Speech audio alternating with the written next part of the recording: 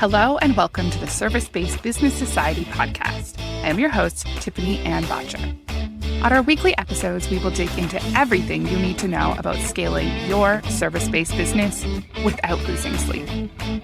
With my experience in creating over 7 figures per month and a passion for marketing, finance, and automation, this show will provide tangible tips and techniques for scaling your business. Let's get started. Hello. Welcome back to another episode. Today, we are super excited to host Shaniqua Horstead in the studio. Shaniqua is a CEO and founder of Beautifully Her Coaching and Consulting. She is a speaker, consultant, and brand strategy coach who values service and excellence. Her innate ability to guide other entrepreneurs through a journey of aligning their natural gifts with their success in the marketplace is sure to leave you feeling empowered and ready to unleash the untapped potential inside of you. By combining her many certifications and experience as a life coach with her passion for branding, strategy, social media, Shaniqua has been able to coach hundreds of women across the world achieve their goals with intentionality and great execution. I'm super excited to have Shaniqua on the podcast. She has so much value to bring, so let's dive in. Awesome. Thank you, Shaniqua. Welcome to the podcast.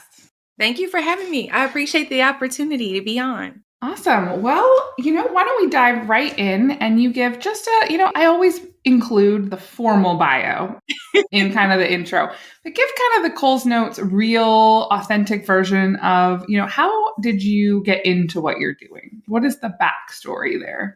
Ooh, that's a really good question.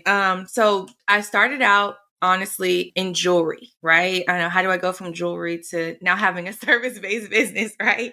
But I started out in jewelry, and when I would sell jewelry, I would talk with women a lot about what they thought about themselves. Like when they tried on pieces, when they saw different pieces, they would think, oh, this doesn't look good on me. They would put on a piece, they would instantly feel more confident or, things like that. And I would ask them, like, where did this lack of confidence kind of come from? Like, where do you feel like you lost your confidence along the way? Like, we're talking about $5 jewelry. And when someone puts it on, they're glowing, right? Instantly from that experience. And so in that experience is where I found coaching, right? Which is what I'm in now, is coaching. And, I would have these different conversations with these women, trying to get to the root of, like, where did you adapt these thoughts? Where did you adapt these limiting beliefs? And I actually started out with confidence coaching, right? And when I was doing confidence coaching, it was going really well. And of course, the women would ask, how did you get the confidence to show up for your business? I have an idea. I'm really good at something. I'm really talented at something, but I'm afraid to put myself out there, right? Now I've conquered some of my own self-confidence, but now it takes a different level of self-confidence to put yourself out there and say, hey, I'm a business owner. I'm doing this or I'm doing that. And so I started doing a little bit of consulting with them in that aspect. And we talked a lot about branding and marketing and finding your tribe, especially in the online space. And that's kind of how I got to where I am now, and as far as the brand agency and marketing and things of that nature. So I love it. I still incorporate the confidence piece, and we talk about branding and marketing as well. What an incredible journey. I think that confidence is so key to really moving your business forward.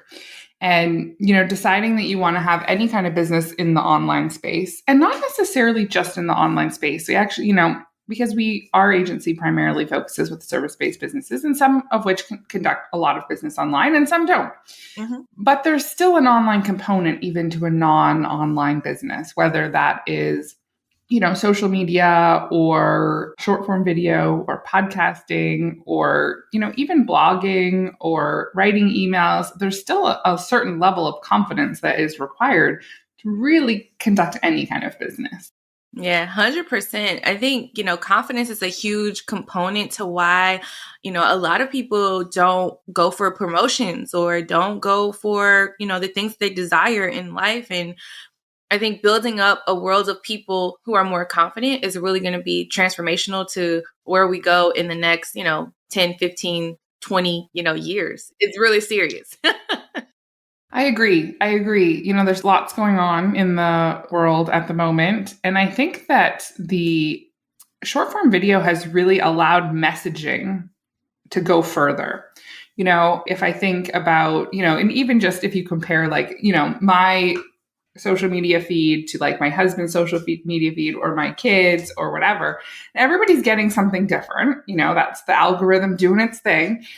But there's very interesting pieces where, you have, whether it's politicians or big CEOs or whatever, and they have the ability now to speak to you like they know you. All of a sudden it's like right in your pocket. And so, there's something to be said for using it for good and not for not for evil. But, it's interesting now. And really a lot of those people just have something to say and they're confident enough to say it and get their message out there. But there's nothing really different from, someone who's an aspiring business owner who has this idea, who wants to get started, and these people who are already doing it. It's just, they just started, they did it. Absolutely. And I think because it's so simple, right? They just did it because it's so simple. We overthink it and overanalyze it. Trying to get my clients to show up on video is probably in some cases one of the most difficult things to do. And there, a lot of times people ask, I don't know what to say, or I don't want people to judge me. And I'm like, look, people are judging you already, right? Yeah.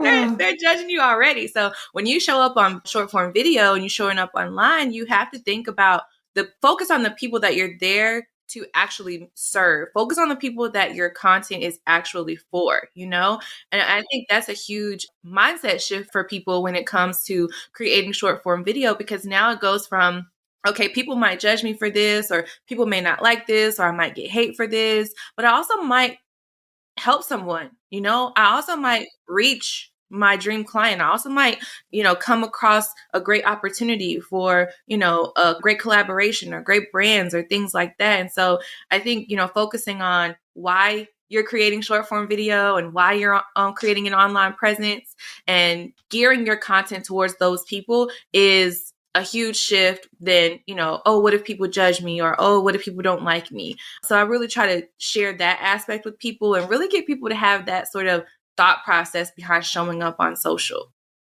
Yeah, it's interesting. I think that, there's definitely some businesses now that don't have like a social aspect, but I think very few. Even, there's a super cute clothing store in our town, and it's definitely not in like the main part of town. Like it's like a good 10-minute drive out of town.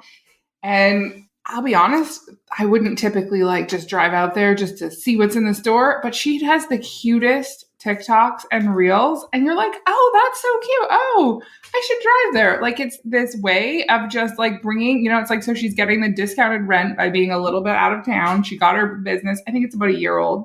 She got it going and, super cute, seems to be doing really well. But multiple times now I have seen her content on social media and made the drive out there to be like, I remember that store's there and I want to like go check it out and see some cute stuff.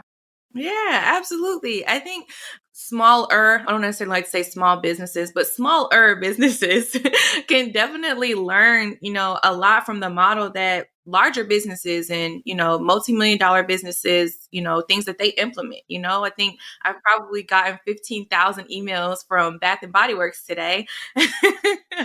So, maybe we don't want to send that many, but making sure that we're hitting all of the channels is definitely important and definitely a great way to stay top of mind, right? Stay top of mind for people. And, all you need is a couple shares. I think a lot of people think they need a ton of people. They need to go viral. And you really don't. If you think about, you got 500 views, you got 500 people in your living room. That's a lot of people, right? It totally, and I think that is, such an important way of thinking about it. People are like, oh, well, I only got, like it was only 1,000 followers or 500 people liked it or this or that. And you're like, oh, so if you were, if 500 people walked through your door today just to browse would you not be over the moon? And people are like, yes. And I'm like, okay, well then, like what, it's because when you go online and it's people start talking about it, things in, millions of views and going viral and whatnot. But you actually look at the number of businesses that have gone viral and it has not necessarily done them great. Like things have exploded their sales overnight. It's been like that typical one-hit wonder kind of thing. They fulfillment bombed because they weren't ready. And now they're right back to where they started. Yeah, 100%. I always tell people you have to have, it's not enough to just have content. You have to have your systems and your things in place on the back end to be prepared to actually do business. I love social media. I have this kind of like love-hate relationship with, short form video and social media and things like that, just because if we're not careful with how we consume content and the people that we follow and the things that we pay attention to, it can be really discouraging, right? It can be really discouraging to show up online for your business because you think it's supposed to go the way that someone else's journey went, but it doesn't necessarily always work that way. So I have this kind of love-hate relationship with social media. I love it so much, but I also despise some of the possibilities. Yes, I have a funny story about that. When I had my first daughter and I was trying to work and whatnot, someone gave me as part of like, here's like some hand-me-down stuff. They gave me this baby carrier. And so I was like, this is super interesting because I can like snuggle my daughter and work on the computer at the same time. This is great. This is efficient. I am all over it. And so then I'm like, okay, but I didn't really know how to use it. It was this like ring sling type. And so I didn't really know what I was doing. And so I started doing some research online and I ended up in this Facebook community for baby wearing. And so, I was like a brand new mom and was kind of like not really sure exactly, like not feeling super confident. And I've had 3 kids. I would, now I'm like, oh yeah, it's fine. I got this. But, like new mom and so I found this community. And so I end up a part of this community and feeling like this is kind of my place, but really noticing now, like, it was very a different side of like the internet and whatnot, that like I had come out of corporate. And so it was like very corporate. And then now I was in with like what I call the crunchy mamas doing the like, we're going to cloth diaper and we're going to baby wear. And this is where like, and so, it's interesting because then you start to see, the algorithm, go back to the algorithm. Now the algorithm's like, this is the kind of person you are. And it shows you more and more of that content and more of this and more of that. And, now I look back and one of the elections was during this time. And I would say that my participation in like changed what I was seeing online and like changed how I voted. Now I'm like, I did what? And not to make, it's one of those things where I was like, it's just, you become and you talk, it's like you become part of a community and you see more information and you're like seeing a lot of stuff for one side. And it can be almost, a little bit dangerous. Yeah. So when we're doing and being a part of social media, it's very interesting to, you end up with these different things and you see different things, or you'll see all of something and someone else won't see all of that. And so it can be very, depending on what you're seeing, whether it's confidence building or pulling you down, it could go either way. Yeah, 100%, and that's the thing that I think a lot of people, miss about the algorithm and about social media is that it's learned, right? So if you don't like what you're seeing, or if you don't like the outcome that you're getting, you literally have the power to change it. You have the ability to change what you're seeing. You have the ability to change, how your content is performing to a certain extent, right? Because if you're engaging with accounts that you want to engage back with you, then you're going to get your content out there to the right people. So definitely can either build you up or, tear you down to a certain extent. But I think there's I guess I'll say a rise in people who kind of don't care, because I was watching this lady on TikTok the other day and she was showing her house and how messy it was. And she was like, I'm sorry, I don't have an aesthetically pleasing house, but I'm going to clean my house today. And this is how it started out. And I was like, go for it, girl. Because, with kids and toddlers, like, toys are everywhere and that's normal. And I think that's what we're getting back to with social media. Is the good part is we're getting back to a place where it's okay to be normal, right? And not try to be like this cookie cutter or perfect version of, what media says is, a great mom or a great business owner, or, I'm a great business owner because I get up at 4 a.m. every day. It doesn't have to be that. Yesterday I saw one, we're now down to 3:20. Now this one gets up this is my 3:20 entrepreneur morning routine. And I'm like, I'm like, what? And so then I'm like, now I'm curious, why? Because it was like the 5 a.m. club for a long time. And now it's like we've like one-upped. And I'm like, this is still the night. Like I work until 3 a.m. sometimes. I'm a night owl though. Like I would like totally. And so I'm going through. And so it's like, well, my nighttime routine. So her Sunday nighttime routine starts at 5 p.m. And I'm like, yeah, but like you've missed my entire favorite part of the day. So this is not for me. Like I just woke up from a nap on a Sunday at 5 p.m. Yeah, I'm just waking up from a nap at that time. So yeah, my husband and I, because he works quite a bit as well. So we like often will like put the kids to bed and hang out for a little bit. And then we call it second shift. And we like, wrap up a few things on the computer and do a little this. And then we like reconvene. And so, yeah, I'm like, yeah, that's the start of second shift. I can't be going to bed then. Oh my goodness. It's fine, but there's something for everyone out there, really. Yeah, there is. And, I love that people are sharing and that people are sharing openly, because if that is for someone and it does work for their lifestyle and it does work for their business, that's okay too, right? It becomes a matter of being able to identify what's good for you and what's going to work for you realistically versus putting these false pressures and, expectations on yourself. If you know that, okay, you're going to go to the gym every day for the month of January, and then by February, like what gym? Like totally sustainable, creating sustainable pieces. Yeah, for sure. People do it in their business too. And, like you hear something like, oh, you need to post on TikTok 3 times a day in order to grow your account. And then you're like 3 times a day. And then you never start because you're like, well, I can't do 3. That's crazy. And you're like, sure, but there's a lot of people who have done great on TikTok that post once a day or once every second day. It's like consistency is great.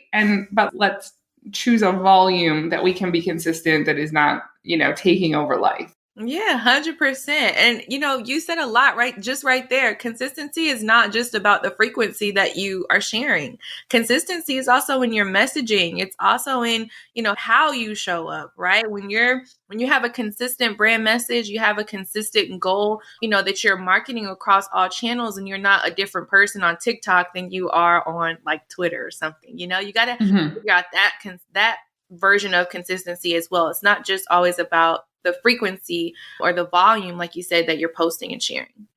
Yes. Yeah. I think that a lot of times, as people are getting started and kind of finding their brand message, sometimes it does transform a little bit over time. And so, but it's important that whatever content you're putting out, if you are doing stuff on TikTok and you're doing all of the like trending, inappropriate lyrics, blah, blah, blah, going all in on that. And then you go over to Facebook and it's like very prim and proper. It's like this disjointed piece that people are like, I don't really know what's going on. Yeah, 100%. And a huge piece of that for me and in, my coaching style is working from within, right? I think a lot of times the things that we haven't healed within ourselves or the things that we haven't acknowledged about ourselves, it's displayed when we try to show up online, right? If I'm having an identity crisis internally, that's going to reflect in my content, right? So that's a whole nother piece to it. Yes. Yes. So when someone's getting started on this, their confidence journey, what does that look like? What is some of the tips and whatnot that you're giving them? Yeah, first, as absolutely becoming aware. Anytime that you go to any 12-step, program, right? AA, whatever, any 12-step program is first going to start with an acknowledgement, right? And so I think a lot of times we have this sort of surface level confidence that we, put on and we try to pretend. And so we have to be able to break that down first and figure out where we are in your level of confidence before we can do, make any progression or do any work, right? Figuring out what areas of your life do you feel more confident than others, and really assessing the situation that you're in. What makes you feel confident? What contributes to you being more confident or less confident? How do you identify what your triggers are? Because, when you see people who are, on vacation all the time? Does that make you feel less confident or less competent? When you see people who have certain body types, does that make you feel less confident about your body? If so, you know that that's an area of opportunity for you to eliminate some of those viewpoints and eliminate some of those things that trigger you and put more, positive images in front of you. And so I think definitely one of the first things is to assess where you are, right? Figure out where you are and being really honest with yourself, right? Being honest and really breaking down that surface level confidence and being honest about where you want to go, right? And when I ask people all the time, like, what's your ultimate goal? Like, what would be an ideal day for you? What would an ideal week look like for you? What does success look like for you? A lot of people just really don't know. They really can't articulate to you what it is. It's like, well, I want to make six figures. Well, do you know what that tax bracket is like? Do you understand that, when you earn six figures in revenue, you don't necessarily get six figures in profit? Like, do you understand what comes along, with the mindset? So I think someone told me recently they wanted to be a billionaire. And I asked, how many zeros does that have? And she's like, and I said, until you know how many zeros you have, that's not your goal. So definitely a realistic idea and goal of like where you want to go for sure. Yeah. And because every single thing comes with this new challenge. It's like, okay, so at the beginning, you're like trying to get going and whatever, and you maybe don't have like a lot of cash flow and you have a lot of, but you have so much passion and you're like, I don't care what it takes, I'm all in. And so, and then you get going and then, as you grow, you move through different tax brackets, touching back on the systems, people and the one-hit wonders and not having the systems in place. Okay, well, when your business grows and now you make more sales, well, now you need to have the fulfillment so that you have happy customers and, more sales, more fulfillment, better processes. And so it's every milestone that you reach is like, woohoo, that's great, but also new challenges.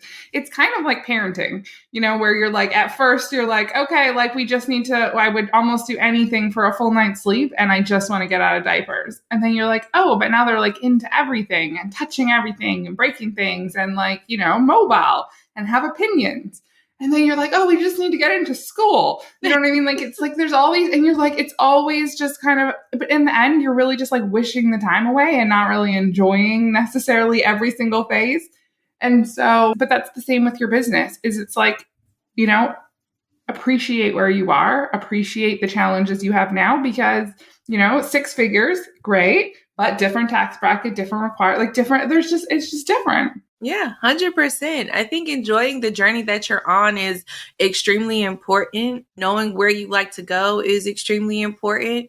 And I think it's okay if where you are and where you want to go doesn't look like the people who are next to you or the person who's across from you. I think it's okay for us to have our own sort of vision and idea of where we want to go. And I think sometimes people are afraid of being different to a certain extent, right? Definitely, for my husband and I, we don't necessarily live the conventional lifestyle like the people who are around us, like our family members and things like that. But, we're creating something that we want to be legacy, lasting. Mm-hmm. So I think it's important.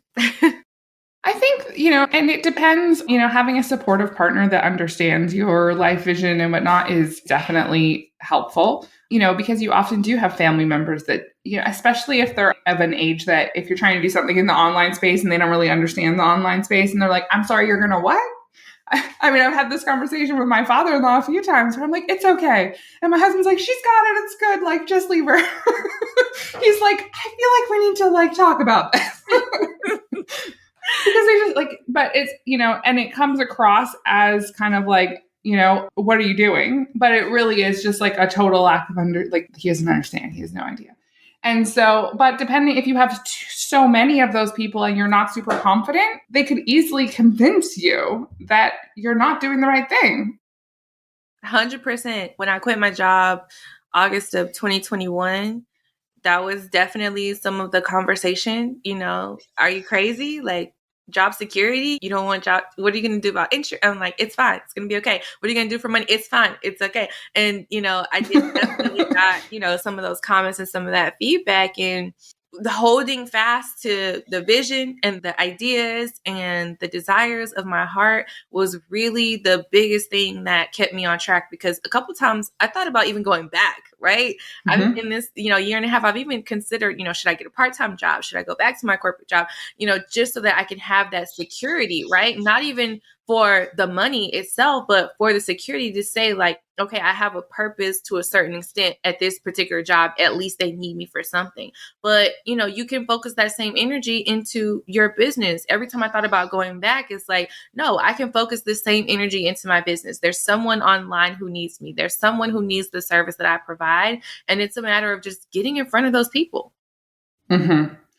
Yeah, I think especially if it's what I spent over a decade in corporate, and it was pretty much everything that's what I knew. And as a fairly habitual person, you get kind of like, it was just very black and white. It just made sense. Yeah. And so you do have these moments of like, I don't know. And then you're like, wait a minute, shake that off and keep going. But I think it's everybody goes through the moments of like, this is hard. If, the super cliche saying, if it was easy, everyone would be doing it. I think for a while there, it felt like everyone was doing it. And everyone was so loud online to be like, I am doing amazing. Another 7-figure month. My goodness. Yep. Heading off to Mommy and Me class now. And, you're like, whoa. But everyone's on their own journey, 100, and just, keeping your eyes on your own lane and just keep going. Yeah, 100%. I think that's literally one of the best things that I've been able to do, on this journey of entrepreneurship, is staying focused on my own paper, staying focused on my own paper and, holding fast to the vision. I think we have a vision, and sometimes our vision seems so far away. It's because we have big vision, we have big ideas, and it seems so far away. But reverse engineering what that vision looks like, reverse engineering that goal to make those steps to achieving it a lot more attainable. And I think that is a huge thing that people can do as well, is you have a big vision and you have a big goal, but you don't have to achieve it all in 24 hours, right? You have an idea of where you're going, break it down into small, tangible steps that you can achieve and make those milestones like you were talking about. And that, I think, will help us to stick with what we're doing more so than, I want to have this huge conference with thousands of people when you've never hosted a conference before, right? Maybe you want to have a smaller conference with 50 people and start there, see what that feels like. And, just like you said, creating those milestones and checking different things off your list.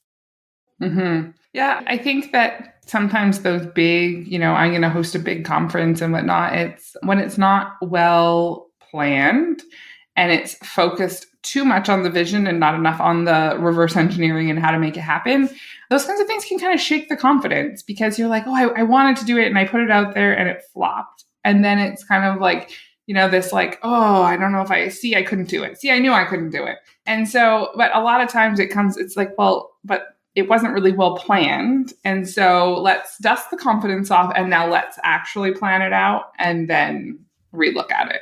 100%. Same exact thing with short form video and content, right? On social media. It's like, I, like my outfit today, so I'm going to post a picture, but it has nothing to do with your business, right? Or, you have this real idea that, like you said, it's trending, but it's not in alignment with your brand message or your brand personality, your brand style. It sends a confusing message to your audience, and now you don't get the engagement and you're afraid to post content now. So same thing. Yeah, it's planning. And I think that, depending on how much, you lean into planning, I'm a, like I said, habitual person. I like routine and plan. And, with 3 kids, we keep a pretty detailed plan and schedule because we have to. It's, my mom was in town the other day and she's like, I just don't know how you do everything you do. I just don't know. It's too much. It's too much. And I said, is there a choice? And she kind of paused. And I was like, she's like, well, it's just too much for you. And I was like, oh, I'm like, well, I feel like I'm doing okay. You seem like you're really struggling with it though. But is there a choice? Like we're kind of committed at this point. Right. We are here, right? Especially when you have kids, and this is a huge thing. Sorry, off on a tangent, but me and my husband, a huge thing for us was that our kids have experiences and opportunities, right? And they can't get that if they're just, sheltered at home, if we don't take them out and we don't create that, plan and that schedule for them to be exposed to different things, right? So yeah, it's definitely a lot. Totally. My son he's a huge lacrosse fan. And so when it was Christmas time and I was looking and the seasons tickets for our pro lacrosse team were actually, because he's a kid, were super inexpensive. And he got all this extra stuff. And I was like, oh, this is fun. So now we have planned and, sometimes my husband will take them or I'll take them or whatever. But of course it seems to always fall on the most, because it's just their game schedule. You don't get to plan it. And so it always falls on the most inconvenient times. So recently we had this where my daughter's at a competition and my husband and I have this event planned and now we're going to this event and I was just like, oh my goodness. But my son, and he's chatting with the person in front of us who also has these season tickets. And they've made friends. And now he's like, oh, you should really come to this game or that game. And did you see this score and this and that? And I was like, these are the kinds of things where there is so much. He's literally chatting with this total stranger who's now invited him to go do this thing with their soccer group or whatever. And I was like, there is so much life going on there and learning how to do that and, have that conversation and stuff. I was like, I may be tired, but this is, the look on his face when they score and the chatting going on. I was like, this is so worth it. 100% every time. Yeah. So if someone had one tangible tip they could implement in their life or business that could really get them that win, what would that be for you? For me, it would be the communication piece, utilizing the people who are around you, communicating what you need, in order for you guys to manage all the things, you got to communicate with each other. And I think that makes for a more seamless approach in life and in business. You got to be able to share with people what's going on, people that you trust, and share what you need. If you need support in one area, but you've got it in another area, that's okay. So I would say communication for sure. Mm-hmm. Yeah, I think life and business communication is so key. And especially if you are working in a business to business setting, I feel like there's a lot of moving pieces on both sides and information can become out of date quickly. You've got two businesses that are working together and they both have lots going on. And so, really keeping that communication up and whatnot can really aid in the success of that relationship. 100%. Absolutely. Well, thank you so much for being here. It's been such a pleasure. It has. It's been great. Just chatting with you and, hearing about your family and all those things was great too. It was just like a natural conversation. So thank you for the opportunity for sure. Well, we are all out of time for today. If you guys have not joined the Service-Based Business Society Facebook community, make sure you head on over to Facebook and we can continue the conversation. Be sure to also follow the show by going to any podcast app and searching Service-Based Business Society, click subscribe, click the 5th star, and leave